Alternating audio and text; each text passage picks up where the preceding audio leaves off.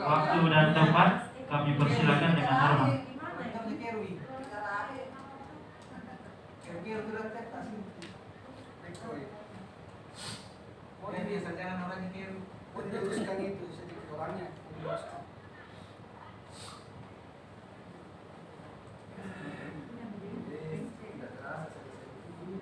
Ya, jadi saya lanjut kembali untuk biodata.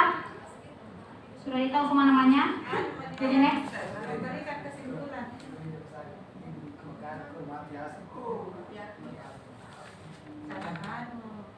Adapun judul RPK saya adalah meningkatkan kemampuan guru dalam membuat dan menggunakan media pembelajaran PowerPoint melalui in-house training di UPT SD Impres Depok.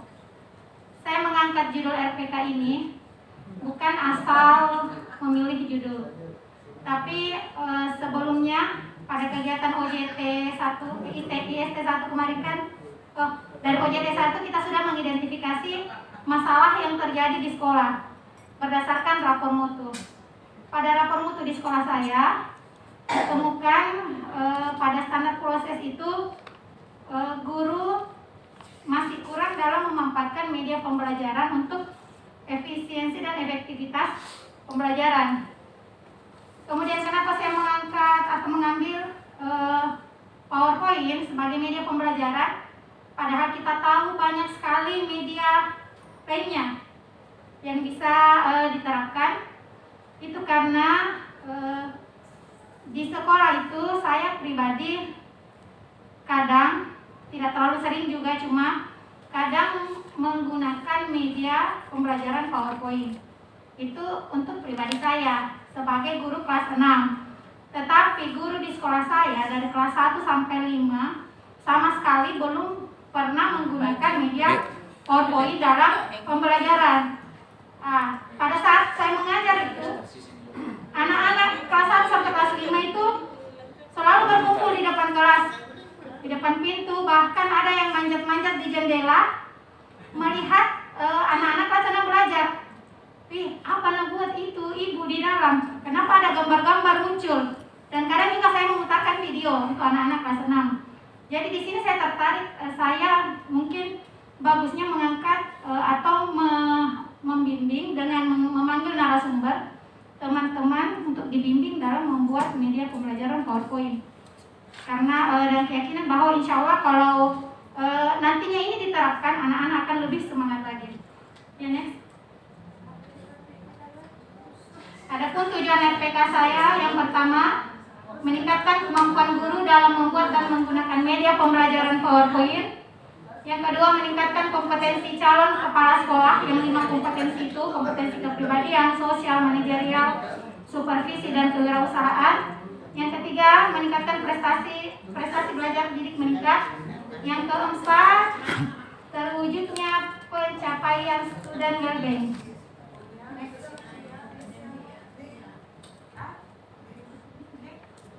Profil sekolah asal dan sekolah magang saya tampilkan yaitu visi dan misinya. Adapun visi sekolah asal, terwujudnya pendidikan yang bermutu, mandiri, berbudaya, dan religius.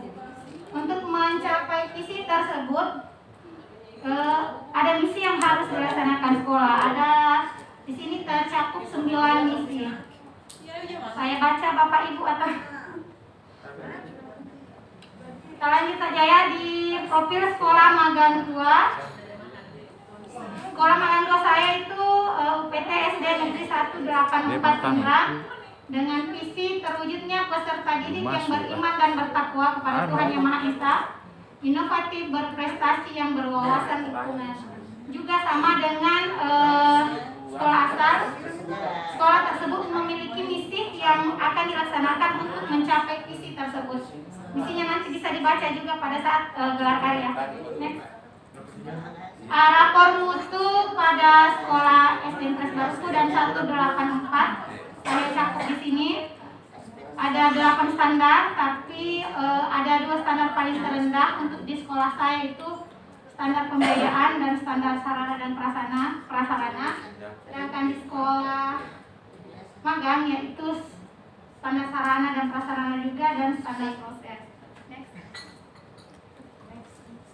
Langkah-langkah kegiatan siklus 1.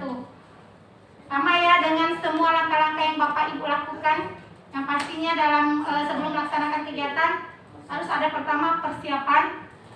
Sampai di sekolah kita melakukan koordinasi, sosialisasi, pembentukan kepanitiaan, rapat kepanitiaan, menyusun pedoman, materi, undangan, administrasi lainnya, sarana dan prasarana, perlengkapan in-house training karena kita akan mengadakan IHT.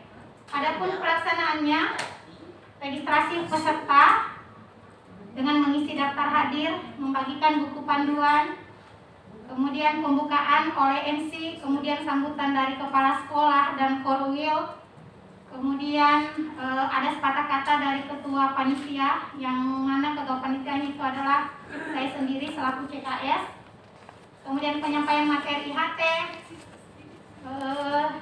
bimbingan, tanya jawab, diskusi, kemudian pemberian tugas kepada peserta IHT. Kemudian di pelaksanaannya itu 2 hari, besoknya tetap membuat lagi PowerPoint, ditugaskan, kemudian peserta IHT itu tampil mempresentasikan media yang telah dibuatnya. Kemudian untuk monitoring, CKS selama kegiatan itu memperhatikan, memonitoring kegiatan yang dilakukan oleh peserta IHT. Evaluasi dilakukan pada hari terakhir. Untuk refleksi, menganalisis seluruh instrumen observasi dan monitoring serta evaluasi yang telah diisi dan memeriksa hasil kerja peserta. Pada saat sudah direfleksi, diperiksa, ternyata masih ada ditemukan pada evaluasi hasil kegiatan itu masih dianggap rendah atau kurang, sehingga tindak lanjut yang dilakukan adalah mengadakan IHT siklus kedua. Nah, jadi ini tadi kegiatan MONEF, instrumen MONEF yang dibuat ada 5. Bapak Ibu juga sudah tahu. Jadi next. Foto kegiatan MONEF yang pertama itu pengisian instrumen MONEF guru, yang kedua itu oleh siswa. Ini perlu mengisi, ini saya jelaskan dulu, namanya anak-anak kan harus dijelaskan dulu ini mau di apa Ibu. Terus ditanya ini nak, ada 4, 3, 2, 1, kalau menurut anak-anak ini bagus, atau anak-anak misalnya instrumen student wellbeing, anak-anak semangat belajar, kasih 4. Kalau kurang semangat kasih 1. Anak-anak baru mengerti. Kalau tidak dijelaskan asal centang. Next. Hasil kegiatan siklus 1 untuk monitoring pelaksanaan kegiatan hampir sempurna 97,88, karena hampir semua kegiatan yang sudah direncanakan itu terlaksana, kecuali 1, ada peserta yang tidak registrasi, itu yang menyebabkan tidak 100%. Kemudian peningkatan CKS berdasarkan hasil AKPK 89,88, evaluasi hasil kegiatan 85,20 pada kategori baik, dampak keberhasilan programnya terhadap kualitas pembelajaran ini masih rendah, masih 69,64. Pencapaian student wellbeing 85,83. Karena dianggap masih rendah di situ, maka kita adakan siklus kedua.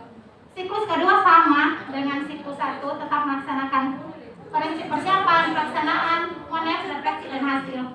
Hanya bedanya, perencanaan kemarin di siklus 2 itu saya ingin mengadakan pembimbingan. Karena kebetulan ada teman juga yang dari PPG, dan saya pun artinya adalah sedikit ilmu bagaimana membuat PowerPoint. Teman yang dari PPG juga bisa, tapi ternyata pada saat kegiatan yang narasumber yang kemarin kami undang, kebetulan pengawas kami hadir juga, jadi lengkap lagi, kayak IHT lagi gitu ya. Next. Ini dia, setelah Bapak Ibu membuat media itu, kami Bapak Ibu yang sudah membuat media, saya mengambil gambar bagaimana Bapak dan Ibu guru tersebut mengimplementasikan hasil kegiatan dari IHT-nya dalam proses pembelajaran. Jadi Bapak Ibu itu sudah mengajar di kelas, dan pengalaman pertamanya, terus terang itu pengalaman pertama dari Ibu guru. Biasanya yang mengajar pakai Infocus itu saya yang di sekolah, tapi guru yang lain mengajar awalnya kaku, tapi ya seiring berjalan karena kan mereka bisa mengajar hanya aku dalam penggunaan IP-nya. Dan rekomendasi dia mau di setiap kelasnya ada yang fokus. Next.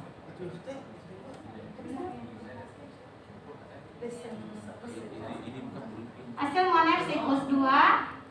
Nah, untuk monitoring pelaksanaan kegiatan dengan nilai sangat memuaskan 100. Peningkatan kompetensi CKS 95,24, evaluasi hasil kegiatan 96,43, dampak keberhasilan program terhadap peningkatan kualitas pembelajaran bagi peserta didik 93,93, pencapaian student well-being 97,8. Jadi hampir semua dari kelima instrumen MONEF itu nilai sangat memuaskan. Yang ini adalah grafik peningkatan. Kategori yang grafik 5 itu grafik instrumen, kemudian yang tabel itu peningkatan dari siklus 1 ke siklus 2. Next. Selanjutnya kegiatan kajian manajerial. Kegiatan kajian manajerial yang pertama persiapan, sosialisasi program, menyiapkan 8 dokumen 8 standar nasional pendidikan, menyiapkan rapor mutu. Pelaksanaan, melakukan wawancara kajian manajerial terhadap 8 standar pendidikan, menuliskan kondisi ideal, hasil rapor mutu, kondisi nyata, potensi tantangan dan rekomendasi strategi peningkatan. Kemudian selanjutnya memasukkan hasil kajian dalam matriks KM untuk selanjutnya diolah ke dalam laporan. Adapun hasilnya ada di dalam laporan RTL bab 3 kajian manajerial. Yang di atas foto bersama operator sekolah asal, kemudian yang kedua foto bersama sekolah operator di sekolah magang yang merupakan salah satu CKS juga di sini. Untuk kegiatan RTL yang ketiga yaitu peningkatan kompetensi, ada 3 tahapan juga, persiapan, pelaksanaan, dan hasil. Pada tahap di peningkatan kompetensi untuk hasil AKPK kemarin yang tugas 01 pas OJT 1 itu kita mengisi AKPK dan hasilnya ternyata untuk saya pribadi rendah di kompetensi supervisi karena kita sebagai guru tidak pernah melaksanakan supervisi. Jadi masih awam mengenai teknik dalam melaksanakan supervisi dan dalam melaksanakan kendali. Untuk itu saya melakukan koordinasi dengan Kepala Sekolah Magang 2 dan berkoordinasi dengan beliau mengatakan bahwa saya ingin belajar di sekolah Bapak dengan Bapak mengenai kompetensi supervisi. Dan alhamdulillah Bapak Kepala Sekolah SD 184 menerima dengan baik dan memberikan kesempatan kepada saya untuk meningkatkan kompetensi saya di sekolahnya. Setelah itu saya menyiapkan matriks PK, menyusun pedoman wawancara. Untuk pelaksanaan, 1 minggu setelah koordinasi, saya melakukan wawancara dengan mentor 2, memberikan beberapa pertanyaan dan dijawab oleh Bapak Kepala Sekolah. Kemudian saya juga melakukan wawancara dengan guru magang, melakukan studi dokumen. Kemudian saya meminta waktu Kepala Sekolah, Pak, bisa tidak saya melihat Bapak melakukan supervisi, walaupun sebenarnya bukan jadwal Kepala Sekolah pada waktu itu. Jadi Kepala Sekolah mengatakan saya koordinasi dulu dengan guru siapa yang akan saya observasi dadakan, karena dadakan ya. Jadi kebetulan alhamdulillah ada 3 guru yang sebenarnya mungkin yang lain bersedia, cuma Bapak dia tidak punya waktu dan kalau harus banyak, jadi ada 3 guru yang dia lakukan observasi. Jadi selama 2 hari untuk observasi itu saya melihat bagaimana kepala sekolah pertama dia memanggil guru tersebut di kantor, melihat perangkat pembelajarannya seperti ini, kemudian ke kelas, teknik kunjungan kelas, melihat bagaimana gurunya melaksanakan proses pembelajaran, dan kepala sekolah itu menggunakan instrumen-instrumen penilaian supervisi. Jadi dia betul-betul memperhatikan, oh seperti ini guruku. Setelah itu, setelah kegiatan, dia panggil kembali ke kantor, coaching, dia tanya bagaimana apa yang dirasakan setelah mengajar. Ya selain coaching, dia juga seperti mentoring karena memberikan masukan-masukan seperti kemarin ada ibu yang ibunya selalu memancing siswa untuk menjawab sendiri yang dengan senang hati. Harusnya kan tidak seperti itu dalam mengajar, tapi ibu tersebut karena juga sudah beberapa tahun lagi pensiun kayaknya ibu, seperti itu metode mengajarnya, dan itu yang disarankan oleh kepala sekolah. Dan saya melihat kepala sekolahnya, kalau saya sendiri pribadi supervisi saya nggak takut karena dia memang bilang kalau kita mau supervisi bu, ajak dia, rangkul dia, anggap dia sebagai teman, jangan sebagai pimpinan dengan bawahan, tidak seperti itu. Ya, adapun hasilnya meningkatkan kompetensi PKS dalam hal teknik pelaksanaan supervisi, kemudian memperoleh pengetahuan baru berkaitan dengan kompetensi lainnya yang harus dimiliki seorang kepala sekolah. Kenapa saya mengatakan memperoleh pengetahuan baru? Karena awalnya saya hanya ingin meningkatkan kompetensi saya di bidang supervisi, tapi saya dengan dengan berkoordinasi dengan begitu berbicara terus dengan kepala sekolah magang 2, bukan hanya kompetensi supervisi saya saja meningkat, banyak yang pengalaman atau banyak pengetahuan baru yang kepala sekolah itu berikan kepada saya. Ya, jadi awalnya saya hanya ingin meningkatkan di bidang supervisi, tapi ternyata saya bisa mendapatkan yang lebih dari yang saya butuhkan di sekolah tersebut. Jadi saya bersyukur dan merasa saya tidak salah pilih untuk magang di sekolah Bapak. Ya, dan yang terakhir, kesimpulan dari kegiatan RTL, RPK, PK, KM dapat disimpulkan bahwa pelaksanaan RTL dapat meningkatkan kompetensi kepribadian, sosial, manajerial, supervisi, dan kewirausahaan calon kepala sekolah. Pelaksanaan RTL dapat meningkatkan kemampuan guru dalam membuat dan menggunakan media pembelajaran. Pelaksanaan RTL dapat meningkatkan prestasi belajar didik, dan pelaksanaan RTL dapat menciptakan pembelajaran yang berdampak pada pencapaian student well-being. Demikianlah yang dapat saya paparkan. Terima kasih atas perhatian Bapak dan Ibu. Jika ada yang salah, mohon dimaafkan. Assalamualaikum warahmatullahi wabarakatuh. Waalaikumsalam warahmatullahi wabarakatuh. Ya, perlu untuk Ibu Trisnawati.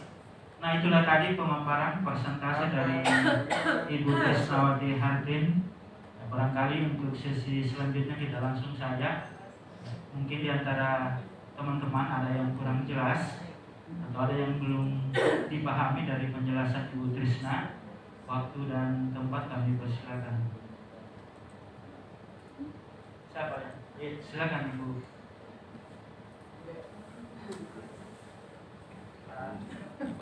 Kapan itu? Terima kasih atas kesempatan diberikan. Assalamualaikum warahmatullahi wabarakatuh. Waalaikumsalam warahmatullahi wabarakatuh. Tadi pada hasil rapor mutu coba ditampilkan.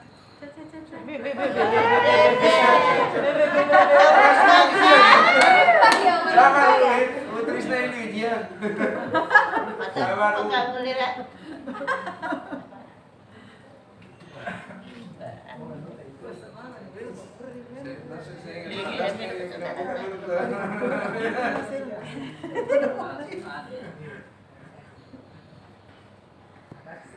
Pada standar sarana dan prasarana mendapatkan 4,68.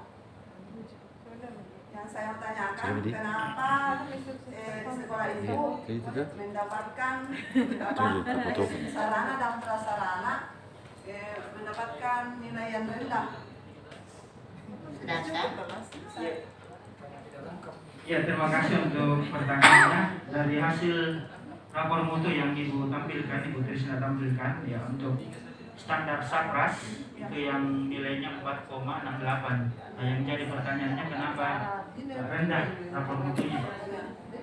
Kami persilakan Ibu Trisna untuk memberikan penjelasan. Ya, waktu dan tempat kami persilakan. Terima kasih atas pertanyaan yang diberikan. Nilai rapor mutu saya untuk tahun 2020 dan tahun sebelumnya memang selalu rendah di sarana dan prasarana. Perlu Bapak dan Ibu tahu bahwa sekolah saya adalah sekolah atau desa terakhir di Kabupaten Pinrang. Desa yang berbatasan dengan Nreka, di mana Nreka itu tempat tinggal saya.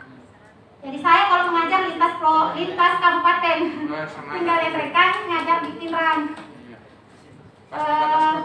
Kenapa rendah? Perlu Bapak Ibu tahu bahwa di sekolah saya itu hanya ada 5 ruangan.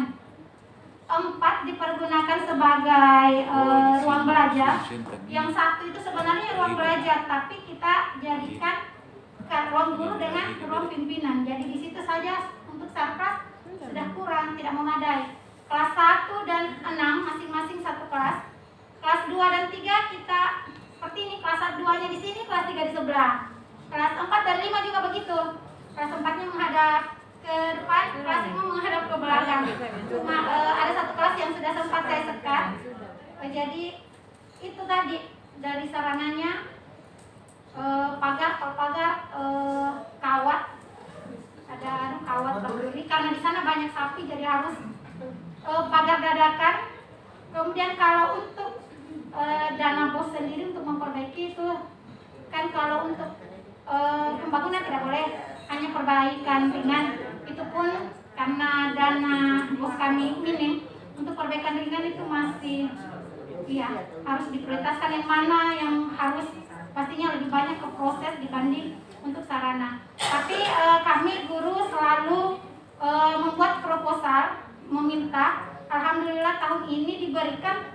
Saya mintanya ruang kelas dengan perumahan supaya saya kan capek juga jauh pulang balik terus, siapa tahu bisa, tapi ternyata diberikan adalah perpustakaan dan laboratorium komputer. Ya mungkin besok-besok saya ajukan proposal lagi permintaan ruang kelas baru. Terima kasih. Assalamualaikum warahmatullahi wabarakatuh. Waalaikumsalam warahmatullahi wabarakatuh. Jadi sesuai dengan penjelasan Ibu Trisna tadi, ya, bukan rahasia umum lagi, bukan rahasia lagi bahwa untuk mendapatkan bantuan di sekolah, terkadang kita di sekolah melalui operator, ya sengaja memang untuk pengisian kuesioner untuk sapras kita rendahkan. Memang ini salah satu teknik juga untuk mendapatkan ya bantuan dari pemerintah terkait dengan sapras. Ya, itu barangkali. Boleh Pak. Artinya kedua Pak Dokter, bahwa pengisian kuesioner ya memang kita di sekolah ya betul-betul ya diisi sesuai dengan kondisi real yang ada di sekolah. Gitu. Oke. Ya. Selanjutnya untuk penanya kedua Pak Fahrul barangkali. Ya, waktu dan tempat kami persilakan. Saya di sini tempatnya Pak. Terima kasih. Iya.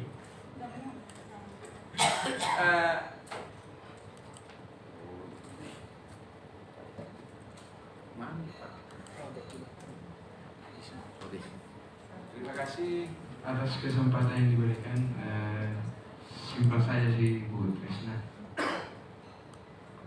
Siklusnya kan 2. Analisis di pertama siklus 1 berlanjut ke siklus 2 penyebab utamanya. Karena ada faktor-faktor. Tapi penyebab utama saja yang saya ingin tahu. Penyebab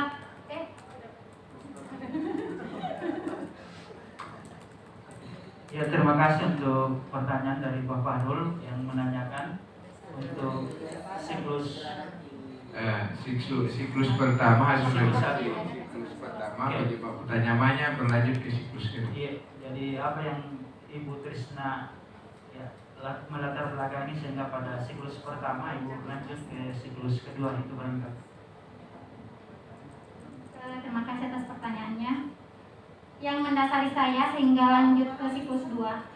Siklus pertama saya punya responden atau guru itu 7 orang, masing-masing membuat media PowerPoint. Setelah pembuatan media selama 2 hari, ternyata ada 3 orang guru yang sama sekali ada sih tapi minim belum bisa membuat PowerPoint secara mandiri. Kalau dibantu ya bisa. Yang belum ini guru senior yang sudah 1 tahun lagi pensiun. Kemudian yang 2 masih muda sih, tapi namanya kalau tidak pernah mengoperasikan air di komputer itu agak susah. Jadi karena ditemukannya itu masih ada 3 orang guru yang sama sekali belum mampu. Kemudian guru yang lain sebenarnya mampu, hanya masih perlu dibantu. Nah karena itulah, dan mereka sendiri yang mengatakan bagus mungkin adakan lagi, jangan hanya hari ini saja, bahkan setelah IHT siklus kedua mungkin saking semangatnya Bapak dan Ibu guru di sana, bagus kalau diadakan terus begini supaya kita guru-guru juga itu meningkat kompetensi, jangan hanya mengenai media tapi pembuatan RPP dan yang lainnya. Jadi kayaknya dengan kepala sekolah insya Allah, karena saya juga bendahara BOS, akan menganggarkan di sekolah untuk peningkatan kompetensi pendidik dan tenaga kependidikan untuk dianggarkan. Terima kasih. Assalamualaikum warahmatullahi wabarakatuh. Waalaikumsalam warahmatullahi wabarakatuh. Ya, Waalaikumsalam warahmatullahi wabarakatuh. Jadi sesuai dengan penjelasan Ibu Trisna, dari siklus 1 ke siklus 2 intinya adalah Ibu Trisna ingin supaya ada peningkatan, ada maksimal. Kalau perlu barangkali Ibu Trisna ya, ada kan siklus ketiga barangkali. Ya, aplaus dulu untuk kedua penanya.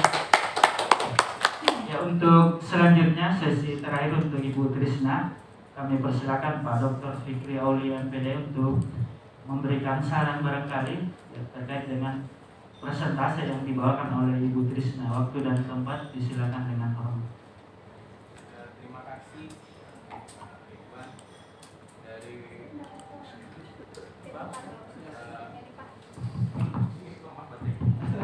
Coba dua-duanya Pak. Terserah yang mana. Tapi kalau Oke. Dari pemaparan Ibu Trisna tadi, kita diperlihatkan kondisi sekolah yang sangat mencolok ya, antara sekolahnya Ibu Trisna dengan sekolahnya Pak Sabir ya. Nah, kan kelihatan ya kondisinya berbeda ya ini. Jauh ya Pak Ibu ya. Sekolah Ibu Trisna itu masih B ya? Atau sudah A? Berbeda jauh jarak juga. B ya. Nah, itu kan kondisinya sekali ya. Dan Bu Trisna itu beruntung gitu ya, artinya bisa belajar dengan kepala sekolahnya Pak Sabir, mendapatkan ilmu yang sangat bijak. Tadi mengatakan bahwa kalau misalkan ingin melakukan supervisi, ajaklah Bu itu sebagai teman dan sebagai ilasan. Itu poin penting yang luar biasa gitu. Nah, Bu Trisna yang usianya masih muda gitu ya, kelak nanti akan menjadi kepala sekolah dan nanti akan mendapatkan teman-teman guru yang lebih senior ya. Mohon itu tadi masukan tadi dari kepala sekolah yang Pak Sabir itu tolong diimplementasikan gitu ya, ya sebagai teman gitu. Karena pasti nanti akan ada gap usia yang sangat jauh ya. Kan masih muda ya, angkatan saya ya, angkatan kan. Nah ini nanti pasti, nah itu Bu Trisna nanti harus mampu mengelola dan harus mampu juga bagaimana bisa bekerja sama dengan rekan-rekan di sekolah. Ya itu aja sih masukannya, dan itu poin penting dari kepala sekolahnya Pak Sabir, itu bagus sekali. Terima kasih. Ya, terima kasih Pak Dokter atas masukannya. Yang bisa kita tarik adalah bahwa kalau kita menjabat selaku kepala sekolah, ya intinya adalah ya, semua teman-teman itu ya istilahnya dirangkul, ya diajak sebagai teman, kawan, sahabat, ya, supaya apa? Supaya kinerja mereka juga tidak terbebani, ya, bukan menjadi beban, tetapi menjadi tanggung jawab kita bersama. Ya, sekali lagi untuk Ibu Trisna, terima kasih atas persentase pemaparan materinya, ya luar biasa. Sekali lagi aplaus untuk kita semua.